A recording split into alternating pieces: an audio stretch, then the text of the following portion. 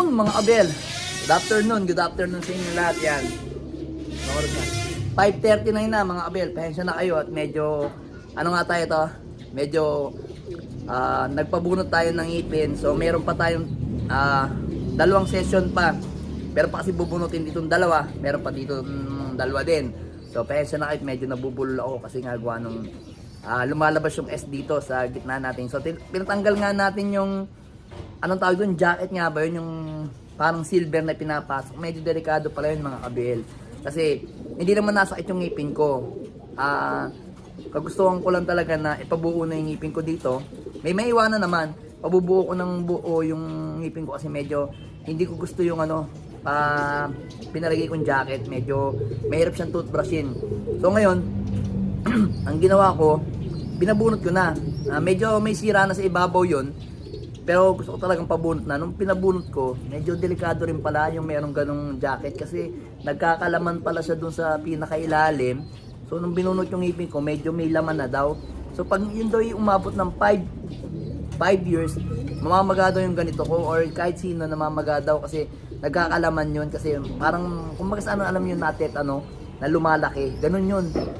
So sabi ko, dapat pala hindi advisable yun. Ganun. So possible magkaka-denture tayo o posliso sa paparating na siguro mga June pa. Papahilumin pa kasi yung bagang ko medyo magapa ng konti. Pero magaling na siya. Kumbaga nag-heal pa siya. So ito naman madali lang. So itong bali dalawa dito, medyo yun. Dalawang session pa. So pabubunot pa natin yun. Anyway mga kabel, nakwento ko lang baka kasi isipin niyo ba't ako nabungi dito eh. So yun. Nandito yung mga ibon natin. Bale 2, 4, bale 7 yan. 7 mga abel. 7 yan. So ito yung naiwanan sa ating kapatid nung checkered natin na pinasok natin sa Kalapatids OLR yan. So ngayon mga abela, available pa rin po until June 28 yung pagtanggap ng mga ibon o entry sa Kalapatids OLR mga abel. So ano pa hinihintay nyo mga abel? Habol na kayo. Nakapagpasok na tayo ng 2 ibon. So itong ibon na to, ito yung kapatid nung checkered na anak ni ni Peter B at saka ni 227 line, yung 1996 line ni Victor Lim na Vandenbroek. Yan. So ito nga yung naiwanan sa atin. Kabiyak. Lilipad sa atin sa BBC. Yung isa naman, lilipad sa Kalapatids OLR. Yan. Yan siya na, talagang lalabas yung S. Yan. Ito yung ibon, ang ganda blue bar. Yan. Nakaabuyog. Sana magpakitang gilas din sa atin to. Yan, meron pa isa.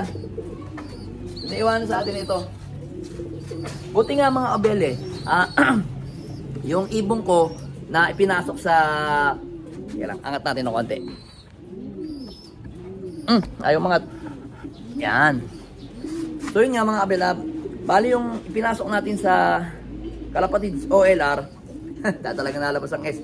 So yan ito pansinin nyo, may bulutong nagkabulutong siya dito. Ayan. Buti nga lang yung in-entry natin sa Kalapatids OLR, wala silang mga bulutong. Talagang pagka sign ko, pagkabigay ko ng ibon, pasok na pasok yung ibon sa sa Kalapatids OLR. Wala siyang, hindi siya na-reject. So ito nga mga abel, ito yung kapatid nung naka-PRC natin na dark check. Ito yun. Ito is anak naman to ni 525 na yung tinatawag kong 123 line cross sa Miss Peter natin. Ito yung ibon, ang ganda. Yan. Solid din to mga abel yan. Ito ko sa inyo. Ito yung ibon natin. May bulutong lang. Ganda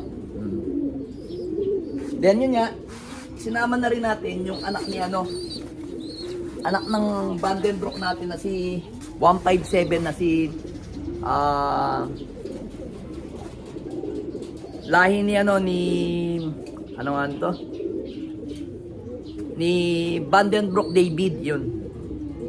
Ito yung anak. Tapos na-cross sa natin sa 242 na Peter si natin. Yan, ito. Nakabuyog din to yan. Yan yung ibon, ang ganda, may puti sa pakpak Yan Dalawa, pansinin nyo, dalawa yung itim sa dulo, mga kabel, oh. Pansinin nyo, tapos 1, 2, 3, 4, 5, 6, 7, 8, 8 yung puti. Tapos dito naman, ayan, 3.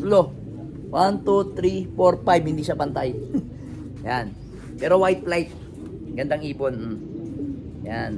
Bale, related to o kapatid to sa tatay nung super set winner natin sa PUF, tsaka yung pumarte natin ng 80K sa PPCP. Yan.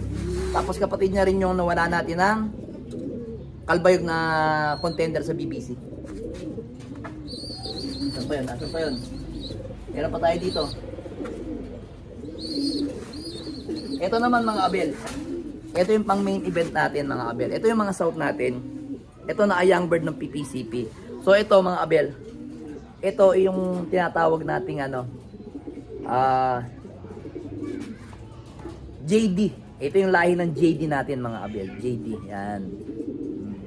Ito yung pinasingsing ko kay paring Joey De Leon aka Pipoy Sloop. Ito yung tinatawag niyang Drapa Cross Joston. Pero pinangalanan ko sa ng JD mga abel yan. Lahi ng JD namin yan. Ito is direktang anak nung Drapa niya na binili kay Sir Russell Buldago. Yan. Pinalilipad sa akin mga abelo. Ako daw mag-testing. Ako daw mag-testing ng mga anak. Tapos yung ibang kaibigan namin, tropa namin, pinatesting niya rin para makita niya kung kanino magiging magandang lipad. Kasi nangyayari kasi sa kanya na siya, kinakapos siya sa dulo, so pinasubok sa iba. Baka sistema siguro. Kasi yun nga mga abel, sinasabi ko lagi, kahit gaano kaganda ang ibon mo, pero pag ang sistema mo is hindi tumama, talagang kahit anong gawin mo, ayaw dumulo ng ibon. Kahit na galing sa winning line. Mga abel, gandang ibon, solid oh. Naiyak pa. Yan. Yan yung natin, JD natin. Joston Cross Drapa. Ganda rin yung niya, Joston niya, gustong gusto ko. Magaling yung Joston mga abel. Solid tong ibon na to. Yan. Yan yung ibon. Panlaban natin sa PPCP. Abangan natin ang lipad nito. Sigurado. Yan o. Ganda o. Yan, ito pa yung isa.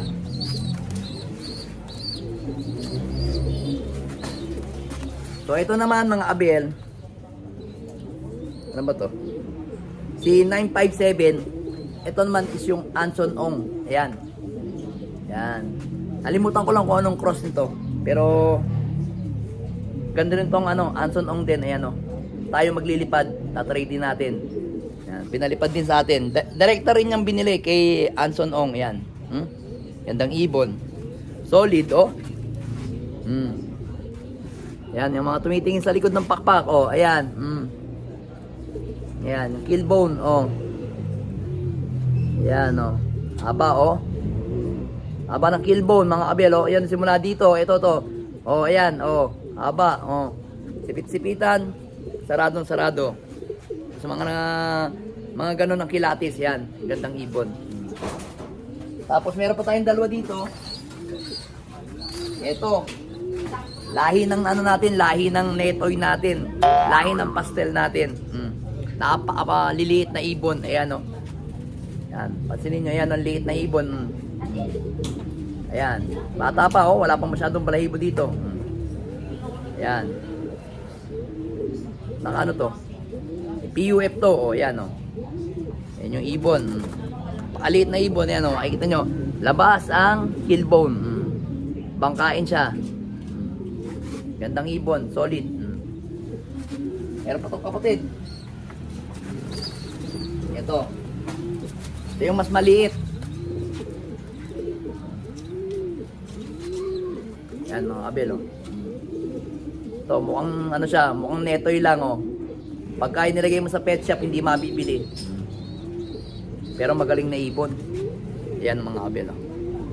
Wala pa masyadong tubo sa likod, ito pakpak niya. Yung ibon natin, ayan. Mga panlaban natin ng south to mga kabel. Meron tayong dalawa doon sa loob. Bali, ang na lang dito, ay meron pa akong paparating galing Nasugbo. Maalala kong 3 o 4 yun mga Abel na pinadala kong sing-sing. So paparating na rin this week mga Abel. O kaya next week. Abangan ninyo. Papakita ko rin sa inyo. Yan. Mga super flying bee natin. Yan, mga ibon natin. O dun sa mga gusto pang magpasok sa Kalapatids OLR mga Abel. Until June 28 na lang po yung pasahan natin mga Abel. No minimum birds po kahit isa o dalawa o tatlo depende sa inyo. Ang entry fee po is 2.5. Ang re-entry after ng 70 kilometers is another 2.5 na naman po. Yan mga Abel. Kaya ano po pong ginagawa ninyo mga Abel? Entry na kayo. Sayang, pagkakataon nyo na. Maganda rin ang papremyo sa Kalapatids OLR. Alright, let's go!